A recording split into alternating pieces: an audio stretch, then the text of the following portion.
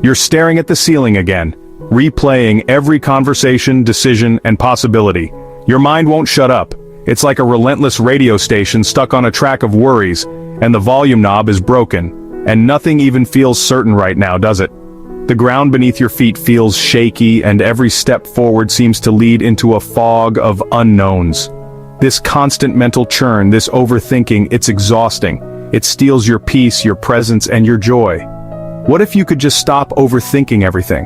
What if you could find a switch, a way to quiet that inner turmoil and reclaim your mental space, even when the world around you feels like a whirlwind of unpredictability?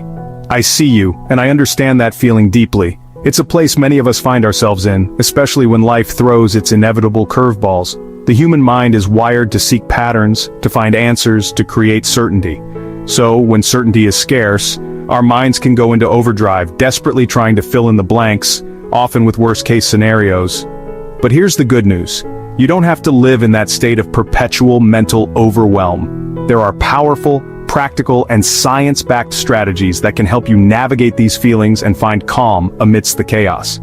In this video, we'll break down why uncertainty makes you overthink, and give you real tools to stop it, today. We're going to explore 5 transformative techniques that will empower you to take back control of your thoughts, to soothe your anxious mind, and to build resilience in the face of life's ambiguities. These aren't just quick fixes, they are practices that, when cultivated, can fundamentally change your relationship with your thoughts and with uncertainty itself. Get ready to embark on a journey towards a clearer, calmer, and more centered you. So, our first strategy is something I call the worry window. It might sound counterintuitive, right? Why would we time to worry? But hear me out. Our minds, when left unchecked, will allow worries to seep into every moment of our day. A stray thought during breakfast, a wave of anxiety while you're trying to work, a cascade of what-ifs just as you're trying to fall asleep. It's like having a leaky faucet, drip, drip, dripping all day long, slowly eroding your peace. The worry window is about containing that leak, giving those thoughts a designated time and place. Think of it like this. Your brain is trying to do its job, trying to protect you by flagging potential problems. But when it's constantly on high alert, it's exhausting and unproductive. By setting a specific limited time, say 15 minutes each day, to consciously engage with your worries, you're acknowledging them. You're saying, okay brain, I hear you. Let's deal with this now. During this 15-minute window, you grab a notebook, a dedicated worry journal, and you write down everything that's troubling you. Every fear, every concern, every nagging doubt. No filter, no judgment, just get it all out onto the paper. The act of writing itself is incredibly therapeutic. It takes those swirling, abstract anxieties in your head and gives them a concrete form. Sometimes just seeing them written down can make them feel less intimidating, more manageable.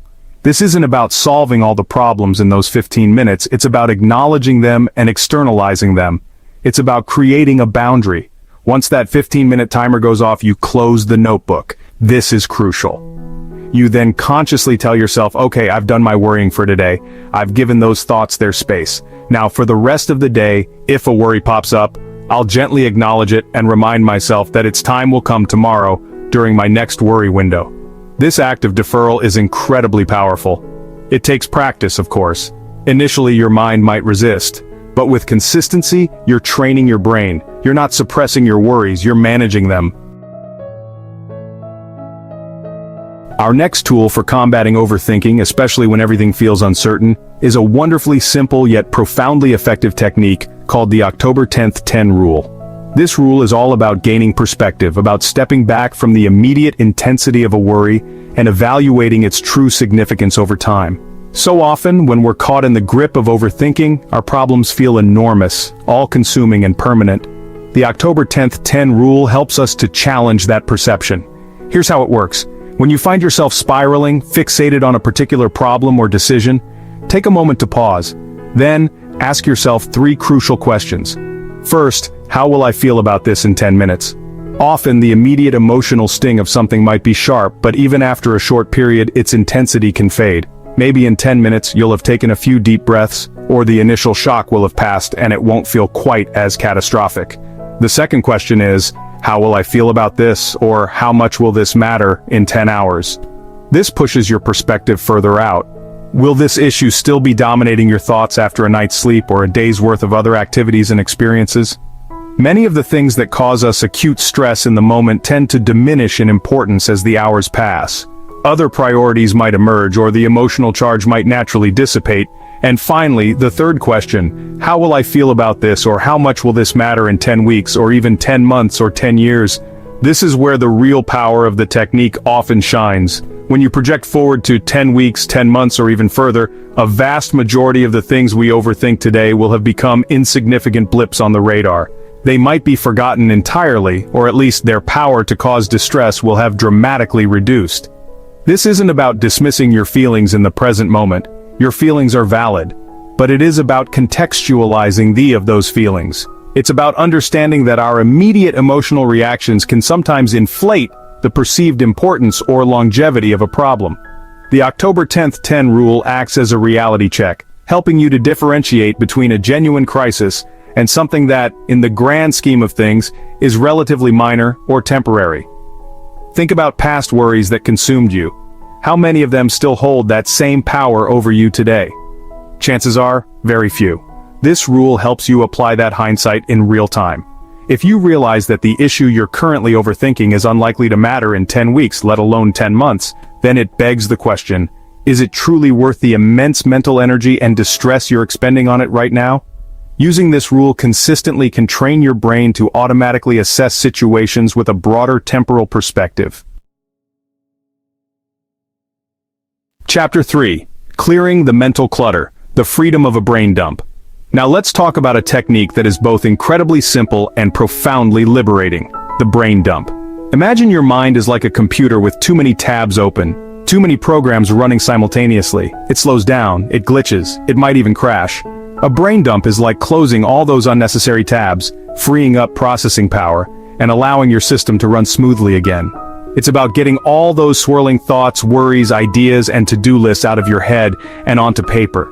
The beauty of the brain dump lies in its lack of structure and its complete freedom. There are no rules, no right or wrong way to do it except for one: no filtering. You take a piece of paper or open a blank document and you just write. Write everything that's on your mind. Every little nagging thought, every big overwhelming fear, every half-formed idea, every task you need to remember. Don't worry about grammar, spelling, or whether it makes sense. Just let it flow. This process is incredibly powerful because our minds often try to hold on to everything, fearing we'll forget something important. This mental juggling act is exhausting and contributes significantly to that feeling of being overwhelmed and prone to overthinking. When you transfer these thoughts to an external medium, like paper, you're essentially telling your brain, it's okay, you can let go of this now, it's captured, it's safe. Think of it as decluttering your internal workspace. Just like a messy desk can hinder your productivity and peace of mind, a cluttered mind can do the same. The brain dump allows you to see what's actually taking up space in there. Sometimes you'll be surprised by what comes out. You might uncover hidden anxieties or realize that a few key issues are taking up a disproportionate amount of mental real estate. Chapter 4. Anchoring in the present. The 5-4-3-2-1 grounding method. When uncertainty swirls around us, our minds often get pulled into the future, catastrophizing about what happened, or dragged into the past, ruminating on what happened. Overthinking thrives in these spaces, away from the present moment. Our fourth strategy is a powerful technique to bring you back to the here and now, to anchor you when you feel adrift in a sea of anxious thoughts. It's called the 5-4-3-2-1 grounding method, and it uses your senses to reconnect you with your immediate environment. This technique is wonderfully practical because you can do it anywhere, anytime, without anyone even knowing. It's a discreet way to interrupt the cycle of overthinking and anxiety. Here's how it works. When you feel your thoughts starting to spiral, or a wave of anxiety washing over you, gently guide your attention through your 5 senses. It's about shifting your focus from the internal chaos to the external, tangible world. First, you acknowledge 5 things you can see around you. Look around and name them, either silently to yourself or out loud if you're in a private space.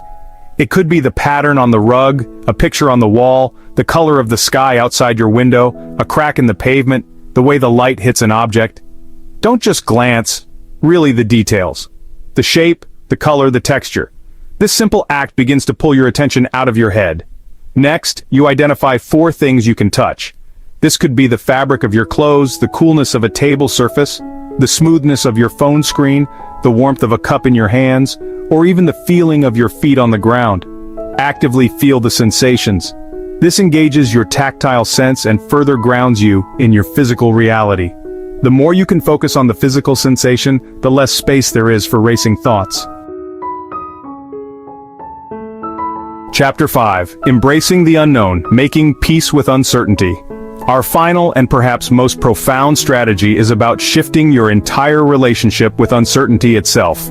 It's about learning to make peace with uncertainty. So much of our overthinking stems from a deep-seated human desire for certainty, for control, for knowing what's going to happen. When life inevitably presents us with ambiguity and the unknown, our brains can interpret this as a threat, triggering anxiety and that relentless cycle of what-if scenarios. The truth is, uncertainty is an inherent part of life.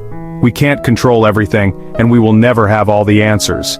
Trying to eliminate uncertainty is like trying to stop the waves in the ocean. It's an exhausting and ultimately futile battle.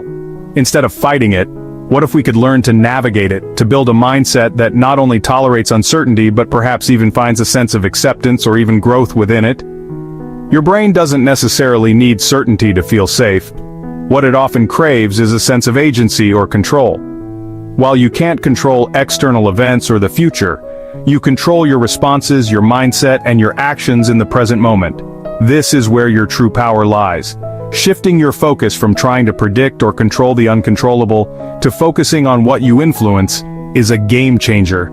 Making peace with uncertainty involves acknowledging that it's okay not to have all the answers. It's okay for things to be unresolved. We've journeyed through 5 powerful strategies today, from scheduling your worries with the worry window, gaining perspective with the October 10th 10 rule, clearing mental clutter with a brain dump, grounding yourself in the present with the 5-4-3-2-1 method, to ultimately making peace with uncertainty itself. These aren't just abstract concepts, they are practical tools you can start implementing right now to quiet the noise of overthinking and find a greater sense of calm, even when life feels unpredictable. Remember, the goal isn't to eliminate uncertainty, that's an impossible task, but to change your relationship with it, and with your own thoughts. Take these tools and experiment with them. See what resonates most deeply with you. Be patient with yourself. Like any new skill, mastering these techniques takes practice and consistency. There will be days when overthinking still creeps in, and that's okay. The aim is progress, not perfection. Each time you consciously choose one of these strategies over letting your thoughts spiral, you are strengthening your ability to manage your mind and navigate life's challenges with more grace and resilience. You are building an inner sanctuary of peace. If this video helped you understand why you overthink when everything feels uncertain, and gave you some actionable steps to find relief, hit that like button. It really helps more people find this content. If you want more videos like this, exploring ways to live a more purposeful and peaceful life, make sure you subscribe and turn on notifications so you don't miss out. Most importantly, remember, you're not broken, you're just human. Experiencing worry and overthinking, especially in uncertain times, is a part of the human condition. What matters is how we respond, and you now have new ways to respond with intention and care.